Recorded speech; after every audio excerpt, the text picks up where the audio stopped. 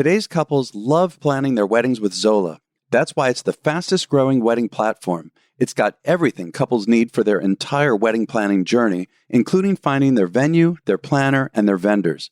And wedding pros love Zola, the sponsor of today's episode, just as much as couples do. And I'll tell you why later in this episode. Hey everyone, it's Andy Kushner with The Wedding Biz, a podcast that provides both education and inspiration for those of us in or interested in the weddings and event industry. If you missed last week's episode, well, there wasn't one because it was Thanksgiving. The week before, though, was a wonderful interview with master floral designer Sarah Winward. And today's guest is Persephone Maglaya. Persephone is the founder and CEO of the Media Socialites, a social media and influencer management agency, and the creator of the Everyday Vogue and Bridal Vogue, which reaches over 275,000 collectively.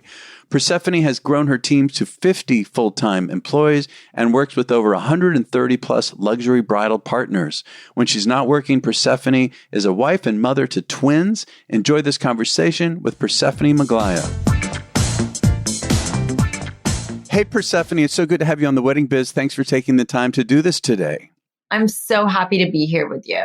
Yeah, thanks. So can you give me an overview of your background and how you came to found your company, the Media Socialites? I'd love to know.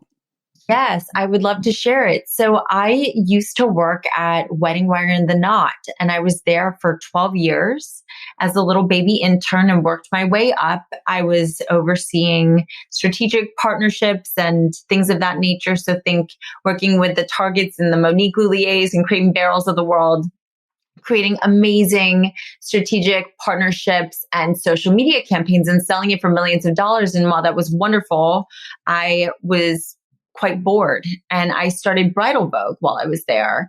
And the vision behind Bridal Vogue was really to create, and that's on Instagram, it was really to create a place where I could put inspiration and also understand the connection between photos, videos, and why someone would take an action like book or like, etc.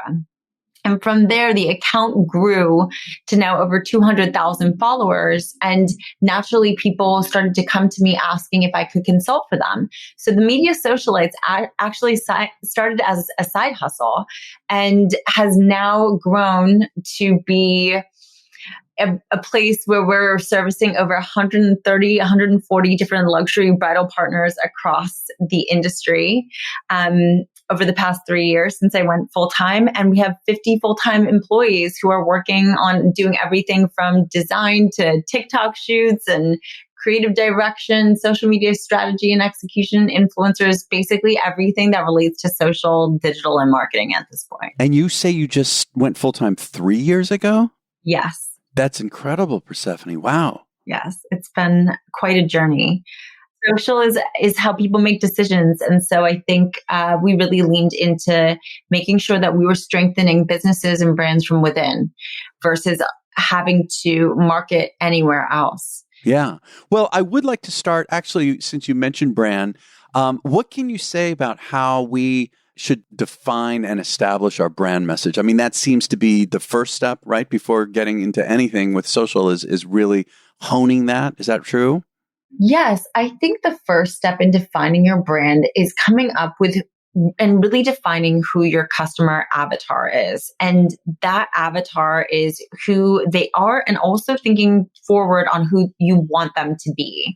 That will help you define your audience. And that can look like a couple of different people. So for example, for our clients, it is a couple of different people, but I like to go as granular as where do they eat? Where do they vacation? What is their age? Where are they located? And go very granular so that your messaging is really staying true and authentic to not only who you are at the core, but also making sure that you're attracting the right people. Well, and it's interesting when you started to answer, you also mentioned to think about who you want them to be. That's interesting. What did you mean by that?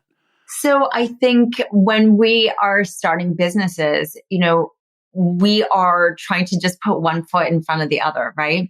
And oftentimes we find ourselves, and a lot of our clients find themselves at this crossroads of, this is who my audience typically is. This is their price point, for example.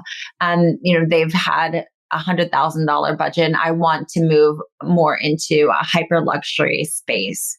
And I want to attract more of those $500,000 weddings. Well, how you are speaking needs to evolve. How you're presenting needs to evolve. And it's okay to start in one arena and then move to another. In fact, I think that's really the only way. But having an idea as to who you want and where you want to go, I think is also important. And that takes time and experiences, as we all know. Yeah, no, that makes a lot of sense. And, in terms of speaking to them, so how can we as wedding and event professionals speak to that ideal audience on social media? I love this question so much because I think oftentimes we're too much in our head. And what I'm going to challenge and implore everyone to really be thinking about is, how can I show more of the process? And by showing the process and then the final result, I'm actually adding value to why someone should work with me. Because no matter what you see, whether it's chaos, and I'm speaking very largely to video content because that really reigns supreme on Instagram and on TikTok right now, then you see the final result and it's almost a miracle that a couple hours before it looked the way that it did. But it makes people trust you because no matter what, you have the control to dictate the output. I also think it's really how you communicate. I believe if you, speak in a certain kind of way where it's almost like the way that you would speak via text, and that is how your ideal customer speaks, then go with that. If it's not, and oftentimes we have some clients who are wanting to make sure that it's a little bit more mysterious, more to the point, then that's going to also attract a different kind of client.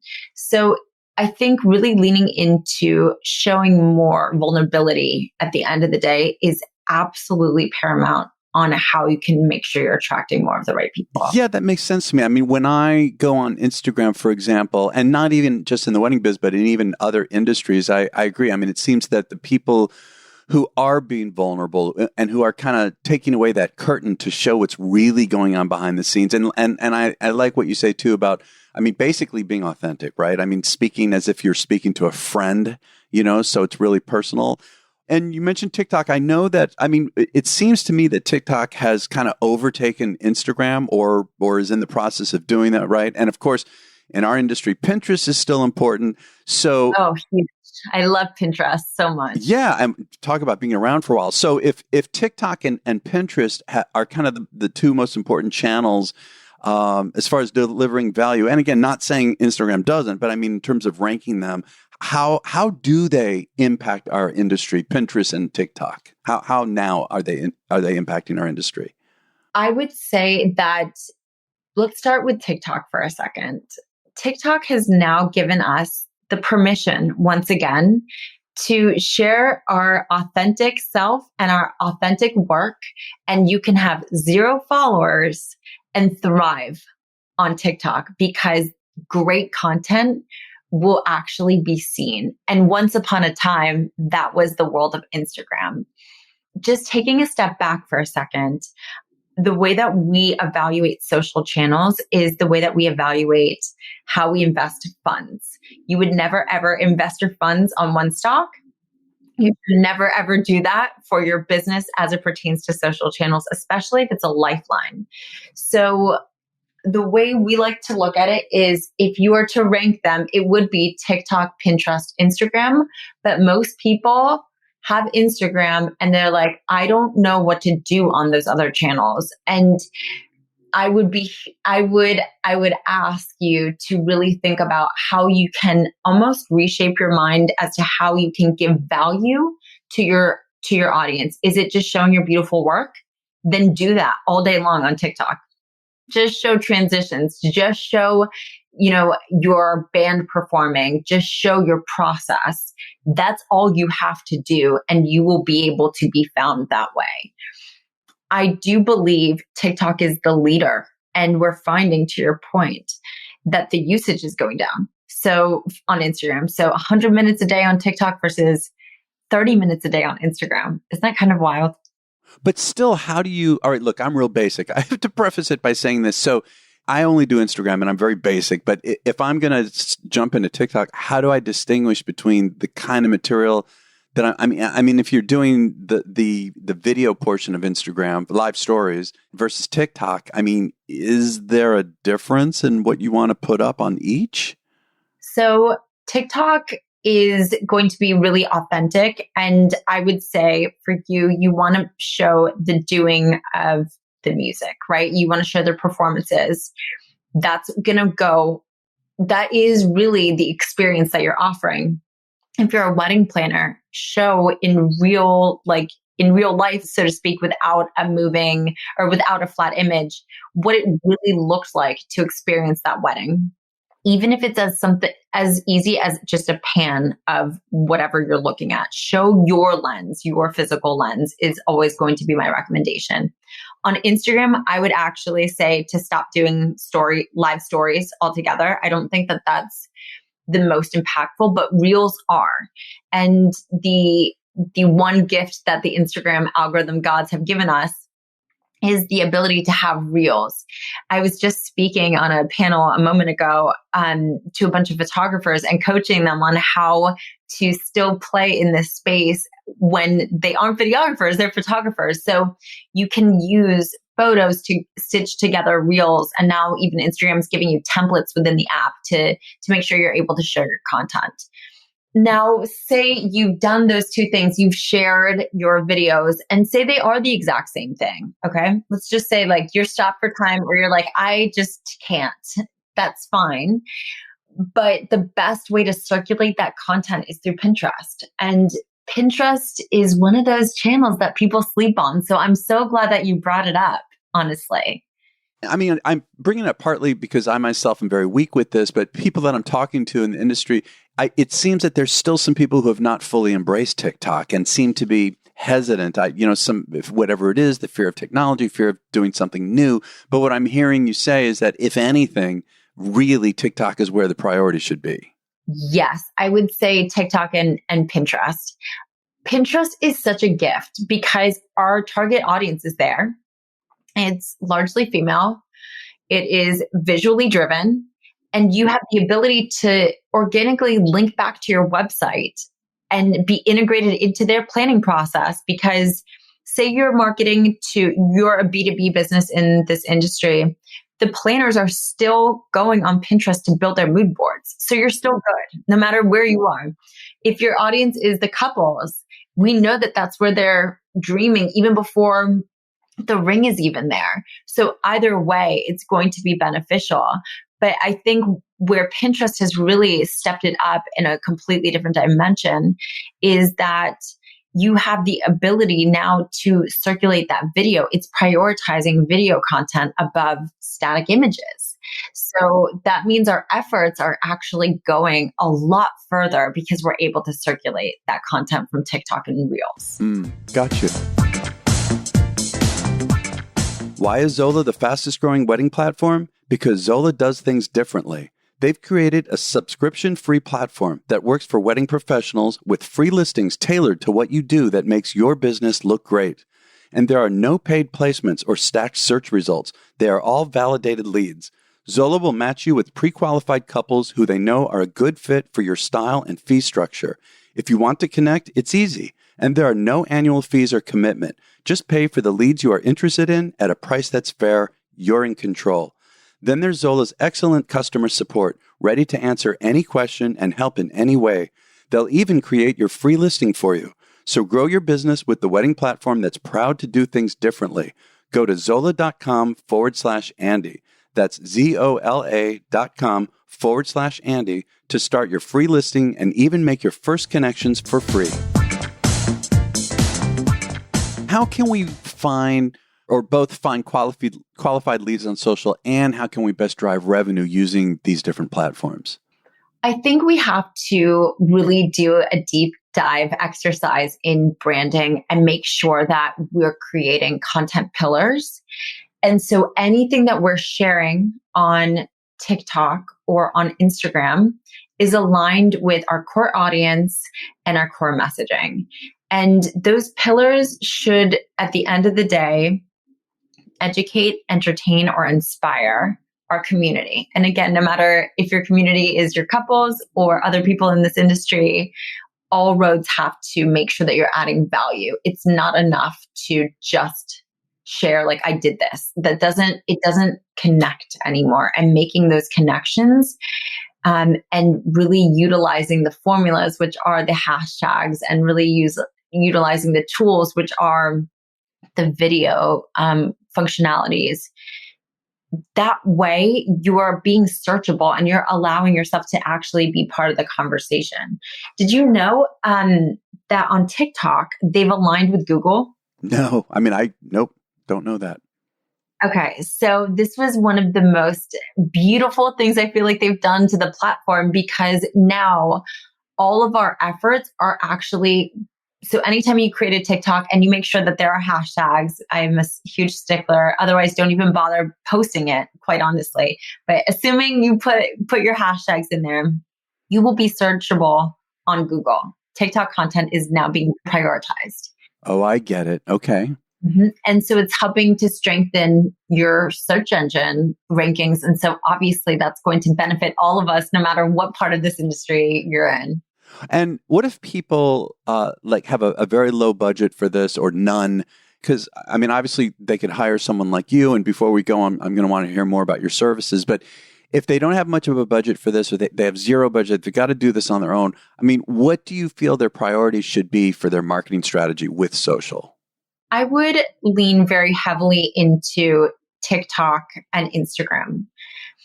TikTok, I would put almost all of your energy, almost all of it, and make sure that Instagram is your body of work.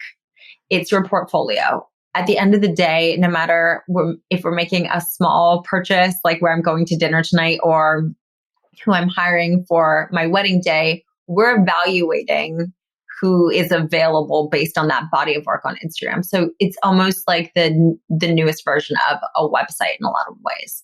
For TikTok, I want to see your process. I want to see how you are putting together mood boards, what inspired you, and then how the end result resulted. And so by being on those two, you're in a very, very good place.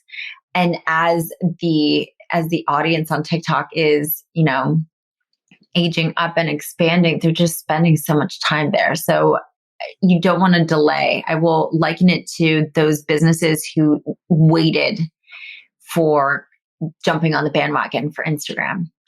That would be my priority list for you. I would also say, at a minimum, let's aim for 3 times on each platform a week. 30? Did you say 30? 3. 3. Okay. Whoops. All right. Yeah. Otherwise, if you're doing 30, you should probably be working for my team. That'd be way too overwhelming for you. So at least 3 times on each platform per week, at least. Yes. Okay, got it. And where do you think that all of this is headed? In the near future and the more distant future, do you have a feel for that? Oh, for sure. I think video is going to continue to reign supreme. However, I think that you're going to see that TikTok is listening better than Instagram is. So I'm sure you've all felt it in this space, especially our photographer friends. There's a feeling of being ostracized when you're a photographer. Now you're being asked to create video content when that's not your jam, right? Right. And a lot of people are frustrated that this platform that is supposed to be helping creators on all levels has abandoned their core competency. I've seen some beta testing on TikTok as of late showing the ability and the functionality to add carousels of photos. And I think that is going to have another moment. And I think that TikTok is listening and going to give the people what they want, because they do listen and adapt. So I would say the resurgence of photos, I do think will happen again eventually, so that it's not just this one note of the type of content.